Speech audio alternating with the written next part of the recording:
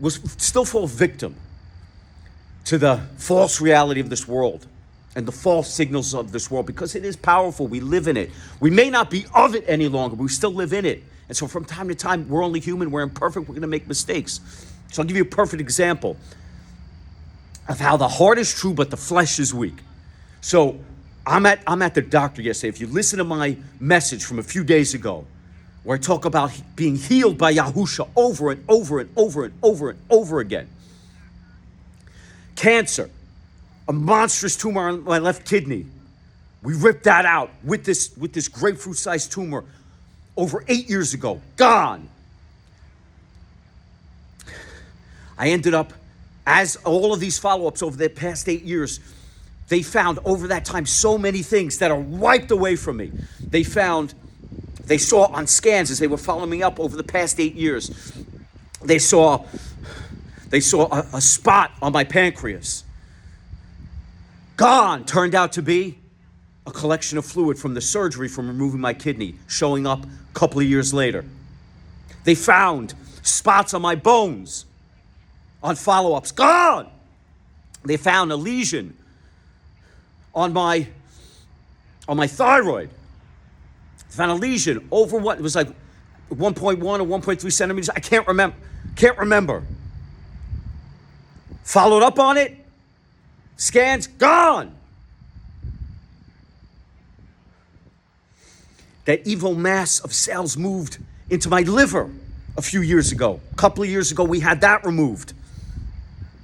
They had a chunk of my liver torn away, along with that little evil parasitic Luciferian mass of senseless, lifeless cells that just seeks to suck the life force from you, to build its vampiric self up within you, torn out of me. A chunk of my liver goes with that. On follow-up, they find a lymph node around my liver in the diaphragm. They monitor that. Over a year. Gone.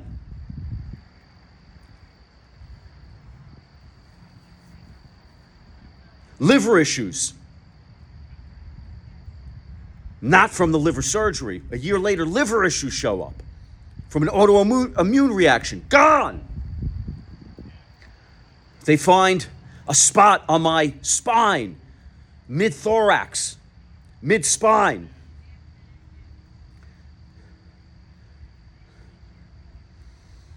They find a spot there. They monitor that. Turns out just a hemangioma. Gone. They see it's still there. It hasn't changed. It's likely a hemangioma. They find a lesion, a 7 millimeter lesion on my rib, on my left rib. Monitoring that. On follow-up scan. Stopped in its tracks. They find at the time of my original kidney surgery, where they found that giant tumor, they find another tumor at the same time, a smaller one, on my right kidney, about 2 centimeters in the center of my kidney. 8 years now, stopped in its tracks. All of this time, by the way, living in Hamashiach, on a pilgrimage with Hamashiach, the Messiah. Faith walk with Hamashiach. And over that time, envisioning him healing me, praying, filling me, him filling me with his healing energy, his healing love over all these areas of my body, healing me over and over again. They find 6 months ago, they see a 6 millimeter or 8 millimeter. It says it in 2 different places on the report. 6 millimeters here, 8 millimeters there. They find a 6 millimeter or 8 millimeter lesion on my right lower lung. And on the recent scan, 6 months later, which we looked at a week ago, gone. It's gone. It's not even there. Healed over and over and over and over. So go to the doctor. So here's the point of all this. I go to the doctor yesterday, my oncologist, the cancer doctor that I see. And we look at the scan side by side. We look at the scan. of the right lower lung. And we look at the scan from 6 months ago, which clearly shows this 6 millimeter or 8 millimeter lesion. And then we put that next to the current scan, side by side. And she shows me, look, these three things are blood vessels. And here's the lesion. Here's the 6 millimeter or 8 millimeter lesion. And here's the new scan. And although the picture is not as good as the other one, it's slightly faded, you still see, here's the three blood vessels. Boom, boom, boom. And then right above that, where the lesion was, nothing. You don't see it anymore. And the point of this is,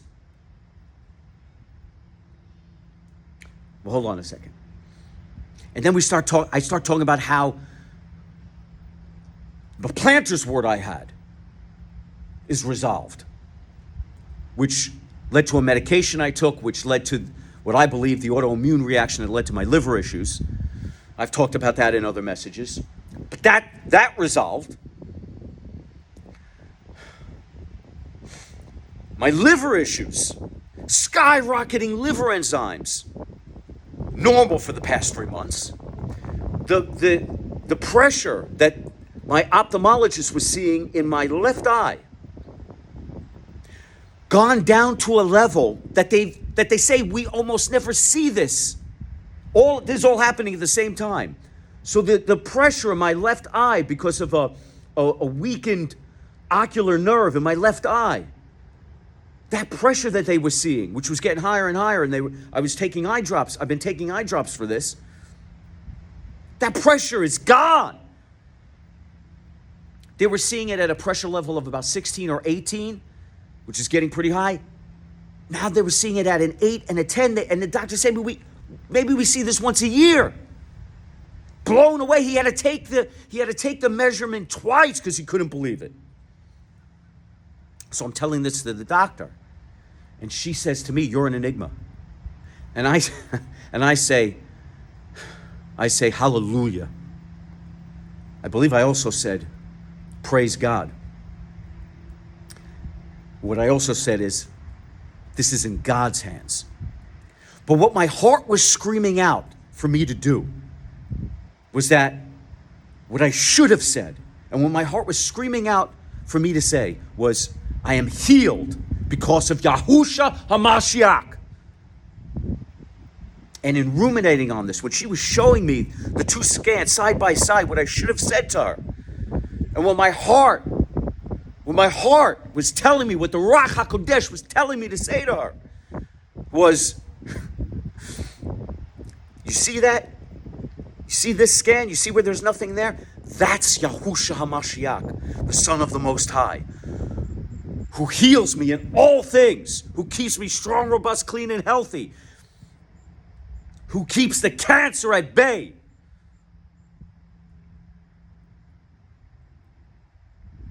That lesion and all the other things over the past 8 years that have been wiped away, that lesion in the right lower lung disappearing, you not being able to see it, it not being there, that is Yahusha, Son of the Most High.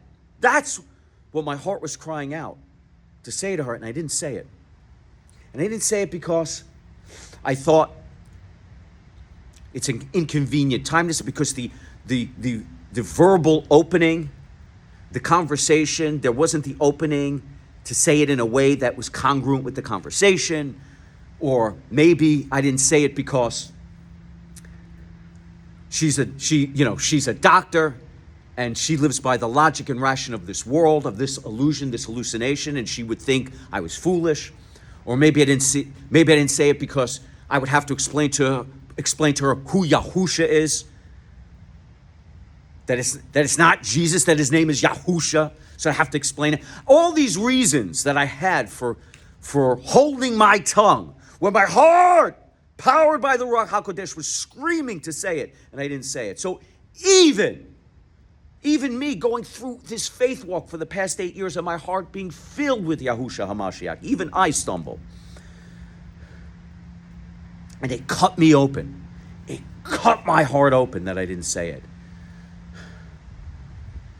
Cut me open, and I feel the guilt, the shame of not being loud for Yahusha when it counts. I should have said it.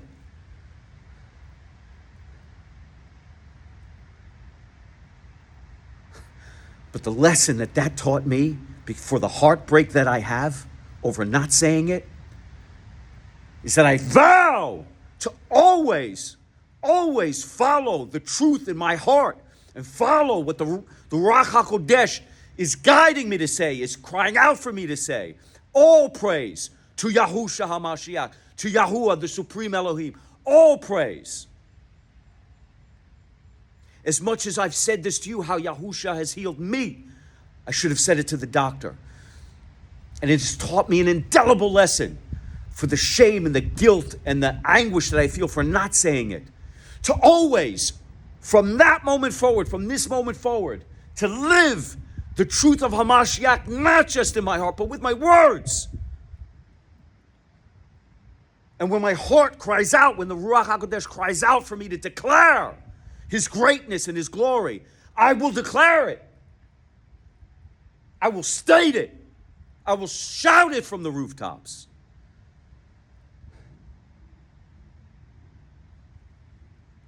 And then here's the crazy thing. So when I should be making these declarations, when I should be loud,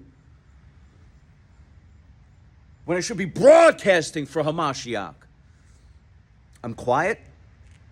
And when I'm quiet, when I'm loud, I should be quiet, because what happens the moment I go downstairs, I'm waiting for the valet to come with my car. And what I usually do when I go to this hospital is I don't wait in the valet area because it gets all clogged up with traffic. And if I take my car there, I'm going to have to wait a while before I can get out. So I go down away from the area where they bring the cars that pulls up in front of the hospital. I go down to the side street. I go all the way down the side street because I know where the cars come from. I go all the way down to the side street where it's quiet. And when the car comes up that way, I show them the ticket and I stop them on this open road. And they usually pull over to the curb and they stop for me and they get out and I give them the ticket and I go, and I don't have to wait through that traffic because now I'm on the road. This time, the valet wouldn't stop. He rolls down his window and said, "No, I can't do it. I can't do it.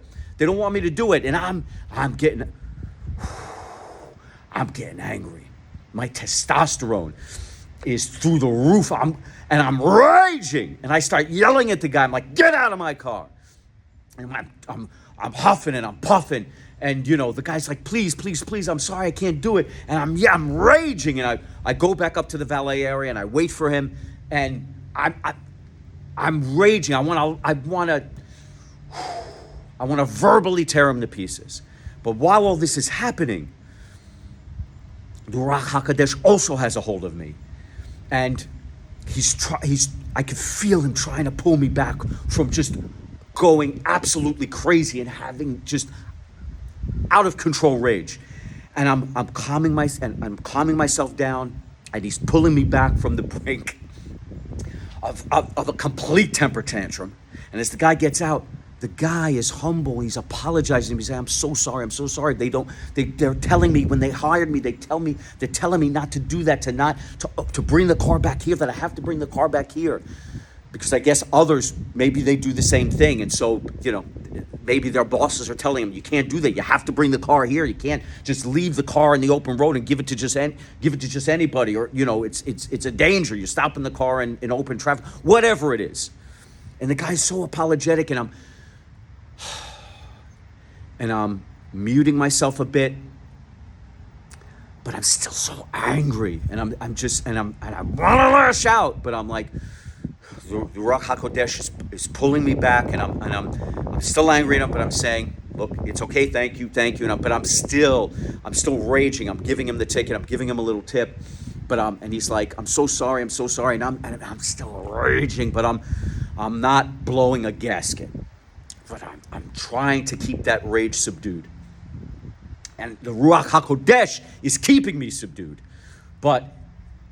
And even understanding in the moment that I should just let it go, it's simmering just beneath. So when I should be loud for HaMashiach, I'm quiet. And when I should be quiet, I'm loud. I'm human. I am like you. I am fallible. I make mistakes. But yesterday broke my heart in so many ways. Yesterday tore my soul open in so many ways. Yesterday taught me a lesson I will never forget.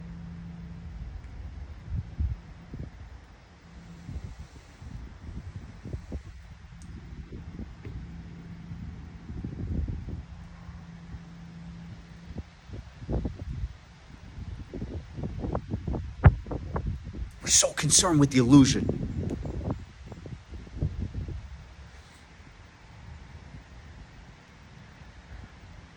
We're so concerned about our meekness. In the case of my rage against the valet, we're so concerned about meekness being mistaken for weakness. Because what are you when you are meek? You're humble. You have humility. You control your passions so that they don't get out of control.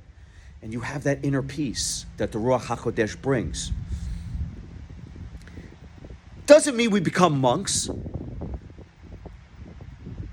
We're still filled with testosterone. We're still filled with violence and rage and all manner of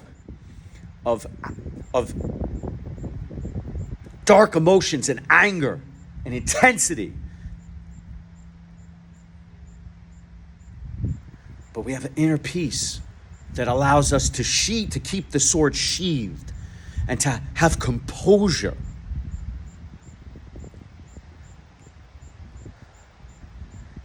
And to hold ourselves steadfast. Meekness means containing our passions. When we seek to lash out, we contain ourselves.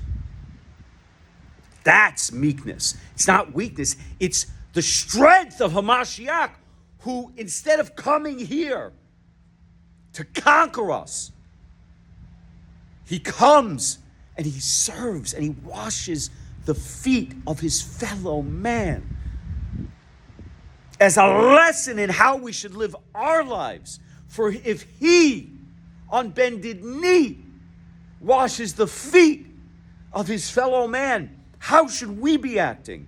In service to our fellow man, kind to our fellow man, gentle to our fellow man, meek with our fellow man. And the only time when boldness and loudness counts is when we are loud and bold in the name of Hamashiach, in the name of the Supreme Elohim, so that the world knows and the world hears that he saves, that he heals, and that he strengthens in a way that nothing in this world can strengthen. He strengthens. So let us marshal that strength. Let us cultivate that strength. Let the strength of Yahushua HaMashiach blossom within us, such that the Ruach HaKodesh fills our hearts, makes our hearts true, which is the real strength, the truth of our hearts, such that we wear it. We wear it. That old saying, he wears his heart on his sleeve. That's not weakness, that's strength. Showing the truth of Hamashiach, showing your heart, your kindness, your gentleness, your humbleness, your meekness. That's true strength. Being loud for Hamashiach in the most inconvenient of times. That's true strength, because your heart can no longer be denied. You can no longer be held back. In the times where it counts, you're no longer held back. And the time where it counts, you're the quiet professional. And so let us raise the banner so that all know that in Hamashiach we are saved. In Hamashiach we are redeemed. In Hamashiach we are delivered. And let us walk united, such that we will never be divided, arm in arm, as we march true and steadfast, as we move and groove relentlessly, ceaselessly, unconquerable, undeniable, unstoppable to kingdom come.